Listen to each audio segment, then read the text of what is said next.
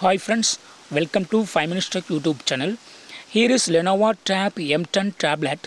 In this video, you will learn how to change time format in your tablet Lenovo Tab M10.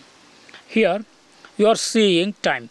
Time is now 14:40:44. That means 14 hours and 44 minutes. Okay, so time is in 24-hour format. Okay, up to 24 it will count. Okay, if you would like to change from 24-hour format to 12-hour format, yes, you can do it.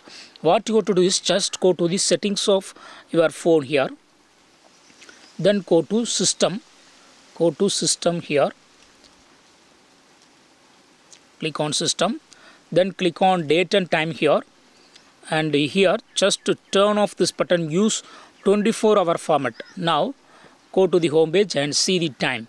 Time is in 12-hour format, that is 2:44 is displayed. That is 2. Now time is 2:45 p.m. Okay, so in this way you can easily change from one format to another, that is a 24-hour format to 12-hour format. Or if you would like to change back to 24-hour format, you go to turn on this button. So now time is in 24-hour format. So to change time format, what you have to do is use this option, use 24-hour format.